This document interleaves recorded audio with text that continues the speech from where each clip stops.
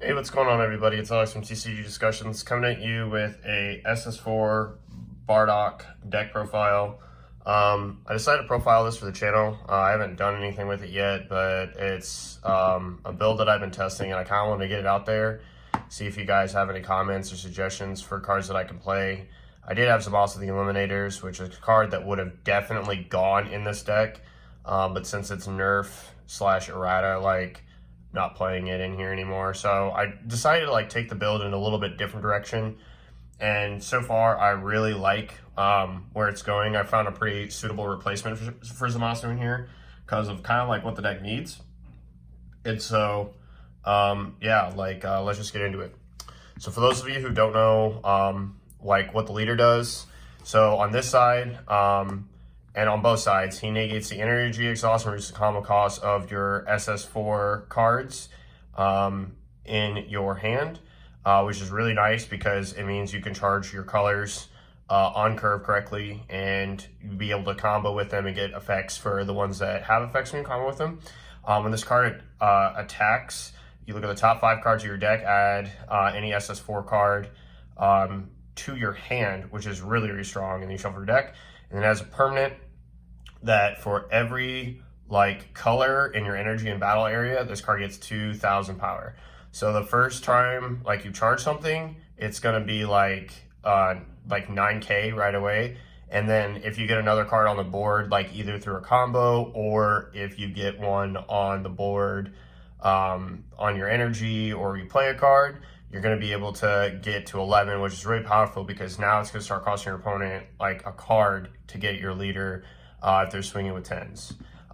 It has an awaken condition when your life is at 3 or less, or you have 4 more colors in total. You can draw 2 cards, flip this card over, which is also really good because you just want to see more cards in this deck. Honestly, energy manipulation is not really that big a deal.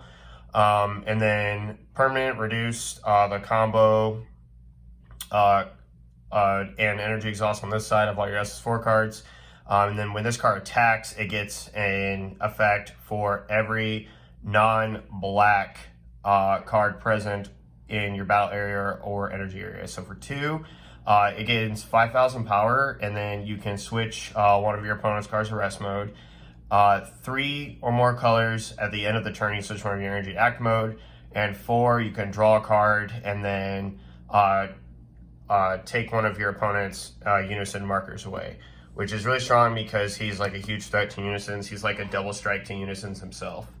To start off with our blue package that we play 3 Prismatic Burst Vegeta and then 4 Prismatic Aegis. So what this guy does is he has an auto at the end of the combo. You can play him, and then you can return a battle card on the play. So he comes in rest mode, and then you can return a battle card 3 or less to the hand. And then activate main, you can send this card to the owner's warp and then play a 2-drop from your hand. And that is really, really strong. And then at the end of your next turn, you can add this card to your hand at the start of your next turn. So you don't lose this card, which is really strong value. This guy, Prismatic Aegis, so he is 16k critical, which is really important. So at an unawakened leader, you can basically force them to at an unawakened leader, you can force them to combo cards, or they're just gonna get that life crit. And then when this card is played or placed, when this card in your hand is placed in your energy, your opponent will bottom deck a card and then draw a card. And then when this card is played from your hand to the board, you can draw 2 cards and then choose a card from your hand and bottom deck it. So it's kind of got that Bardock Awaken Instincts effect, but the card goes at the bottom of the deck. Next, we play 3 Prismatic Aegis Bardocks and then 4 Prismatic Burst Bardocks. So this guy's pretty good too. So he's got Unique and Barrier. If your leader card is Bardock Xeno, reducing energy cost of this card in your hand by 1. If your leader is a Bardock Xeno card and you have a black multicolor card in your energy, when this card is played or placed in your energy, choose up to one of your opponent's battle cards and it loses 2,000 power for each color in your energy area, which is really strong. You can like pop like Kais and whatnot and whatever, right? And then activate battle. You can choose one of your opponent's battle cards and it loses 5k. And then this is like the big one of the deck. It's a 1 energy Denial of Hope. It's a counterplay for, it has the Denial of Hope counterplay effect for 20k or less, places the battle card in its opponent's drop area. And if you have 2 more black multicolor energy, you may add a card from your life to your hand when activating this card's counter. And if you do, reduce the activation of this card's cost by 1. So it's going to net you a card, and it's going to counter the card, which is really strong. Really strong. Or you can just flat tap 2 for it. So, yeah. Next, moving on, we've got 4 Prismatic Burst and 4 Prismatic Aegis Sun Gohans. So a lot of people play like a 3-2 split, but I decided to go 4-4. So this guy is 16k double strike. If your leader card is Bardock Xeno card and you have a black multicolor in your energy, other than this card, when this card in your hand is placed in your energy, you can choose one of your opponent's unison cards with 3 or more markers and remove a marker from it. Really strong. When this card is played from your hand, choose one of your opponent's battle cards 4 or less and send it to its owner's war.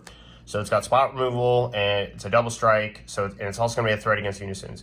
So like this card by itself, between like this card and this, you can remove like 5 markers from a unison. So it's pretty strong if you can like get him to the board and get that play effect and then get this. But this card is really good. You can negate the attack with this card. When this card is played, you may choose one card in your hand and discard it. So you can negate without discarding, which is already like really good, like the topo effects or Flag Nimbus or whatever. And then if you do, your opponent can only attack with battle cards and unison cards X more times for the turn, where X is equal number of colors in their energy. So against this deck, it's super bad. But against like mono-color decks, it's really, really good. Because they're only going to get that like 1 more attack with the battle cards and unisons. If you activate counter on this card's skill and there are 3 or more black multicolor energy in your battle area or energy area, reduce this card's counter by 1. So it's a 1 cost negate that's going to basically Nimbus them, which is really powerful. And then for the yellow package, we play 3 Goku Prismatic Burst and 3 Goku Prismatic Aegis. So this Goku works a lot like the 3-drop Vegeta. It's got an auto to combo. After a combo, you can play it. But when this card is played, you choose up to one of your opponent's unison cards and negate its skills for the turn, which is really powerful. So you can like kind of counter the unison. Like if they like do an ability on it or whatever, it just gets really, really strong. This is a hard counter to like the interdimensional Gohanks unison as well. In the Vegeta one, if people are starting to play. And then activate main, you can send this card to the warp and play 2-drop from your hand. And then this card, if your leader is a Bardock Xeno card and you have a black multicolor card in your energy other than this card, when this card in your hand is played or placed in your energy, choose up to one of your opponent's battle cards with an energy cost 4 or less and negate its skills for return. When this card is played from your hand, choose up to one of your opponent's battle cards, switch to rest mode, and KO it if it's a skillless card. So like it has the ability to, again, spot remove a 4 or less and have its skills negated, which is really strong. Just for a little bit of consistency, we play 1 SS4's call. Now, I have a lot of cards in here that are not SS4 cards, so sometimes this card is bad, but sometimes it's really good. It's a activate main limit 1, basically. Look at the top 3 cards of your deck, add up to 2 SS4 cards. If you add 2 cards, you can bottom deck a card. Really, really good. We play 3 Bean, because we have blue in the deck, we can play Bean, and so we're gonna play Bean. Next, the card that like replaces Amasu, and I'm like actually okay with it, is Topo Shade. Because we have like the red package with Bardock, this card is actually super powerful because there's games where like Gohan is just not going to be like effective or strong, or like you can't get there. You might have to, like, you might not have the green to charge, right? So, or if you do, it might be like the only green to charge. And so the Topo just helps add that extra defensive pressure, especially with the fact that your leader on the backside can untap an energy with Beam. Topo can be activated quite often, and you just get a lot of value with this card because if they start swinging through this, when you get to your like bigger bomb cards, they're going to just like lose too much advantage. And you have lots of good defensive cards also in the deck. For a tech one of, we play one Furthering Destruction Champa. This is just to help push some extra damage through if we need it. We play two Saiyan Instincts. This is just for extra draw power because sometimes there's like turns where you just want to play defensively and you can just tap this energy, swing at the leader. This card basically costs 1, which is really strong. Then for our super combo, we play a black leader. This is pretty obligatory, so we're gonna play it. We don't need to explain a lot about this card. Bottom deck, draw 2. And then we have a small Overwhelm package. We play 1 Fighting Against Fate and 2 Trunks Time Regulator. So I'm testing these two right now. It's pretty strong because there's like, once you get cards in your drop area, you're not really going to be able to use them for the rest of the game. The only time like it kind of matters is when you get like your Ss4 package like going online. We'll talk about that in a second. But this card's ability to like draw 2 and warp a card helps set up Thwarting the Dark Empire, which is just like really, really good. And then Fighting Against Fate is Fighting Against Fate. I also decided to play this. So I was running like 3 Ss4 calls and I just wanted to see more cards. So I decided to try this. But the theory around it's really good and I really like it in the deck. And then for our Ss4 / thwarting package, we play these 4 cards. So no SCR, but I'll probably get one. I don't know which one I want to play yet. I don't know if I want to play the Vegito. I don't know if I want to play like Heroines or Kai or whatnot. So I'm just basically using this as like my SCR piece, because this card is like absolutely busted. Like, make no mistake, like this card is basically an SCR. But Kai is probably strictly better because of how fast it can be played and what it can do to your opponent. But I don't know. We'll see. We'll just see. So Thwarting the Dark Empire, Ss3 Gogeta. It's obvious why you play this card. It is what it is. Ss4 Gogeta, Thwarting the Dark Empire. This card is absolutely snapped in this deck. It's a card that I'm actually probably going to bump to 3 just so that I can make sure that I see it. If you drop this card like on like 4 energy, you drop it, you swing through leader and get energy back, right? If you do, and then next turn they don't get rid of this and you play a second one, they've lost the game, 100%. Like, it's bad news. This is also one of the reasons why Topo's like super good in the deck, because like if you can negate with Topo and the block with this, it's going to cost them 4 cards plus the 2 cards that they lost.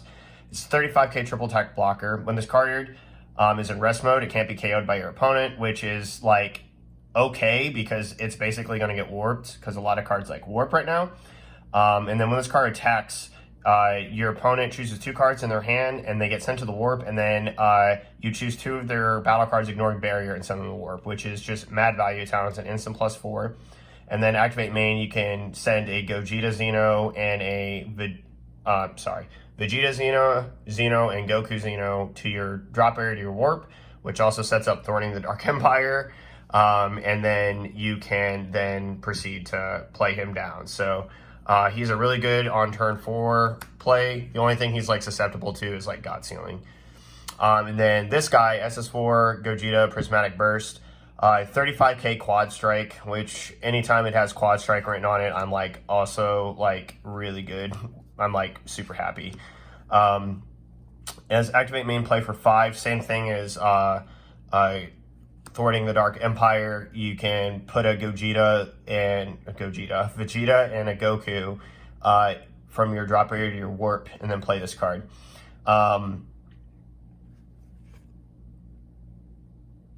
Yeah, and you can do that from hand and / or battle area. Sorry. Yeah, you play this from hand and / or battle area to the drop area. My apologies. Yeah, I thought this one was different. Anyway, so 35k quad strike.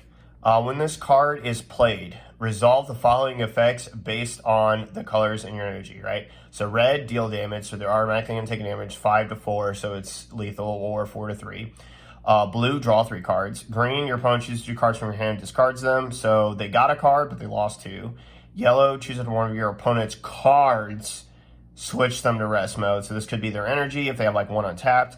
And then black, choose up to 2 of your opponent's battle cards, summon them to Solar's Warp. So just really, really powerful card. I really like this card a lot. It's a little bit awkward to play it based off the like send to from hand or the battle area to the drop, but it is what it is. So that's the list that I'm running right now. Kai's probably like better than this, and then I'd probably just be better sticking with a few of these. One thing I will say is you do not want to play multiples of this. It just gets weird. Like, this card's kind of awkward to, like, get going. And because it has, like, unique, like, 3 is the max that I would play. I've seen lists there people play 4, and, like, this card with unique is just not worth the cost to do it. But this card, however, is incredibly worth it. This card is just completely bonkers. This card should be like this. Like, this card should probably, its SR should probably be 20, and this should probably be like a $40, $45 card. Like, this card is just absolutely absurd and insane. Blue really struggles against this if they don't have God Sealing, which if we had Zamasu the Eliminator, like, our blue matchup would be just absolutely absurd. So it is unfortunate that it's gone. So that's it for my list, guys. Let me know what you think about it down in the comment section down below. I really like this deck, and I plan on working with it and like seeing like ways I can make it better, stronger, and doing what I can with it. I've tested so far against Dark Black Power Mass Saiyan, basically like a better Vegex, but also at the same time, there's lots of other decks that I still need to like test and see, and obviously like side deck will help in other matchups like hand control or whatever, because this deck does kind of struggle against hand control. Like, it does draw 2 to awaken. This filter side is like really good, but if you awaken early and you don't have this set up, it's like it feels bad. But the cool thing is that like your leader can become a 15k on this side and not need to awaken until like it's proper to. So that's like something that I have to like kind of be aware of, because this is like one of the first leaders where like awakening right away is just not as good until like you're properly set to do so. So yeah, that's it for this deck profile, guys. Again, let me know what you think about this down below, and I will see you guys next time. This is Alex from TCG Discussions, signing off.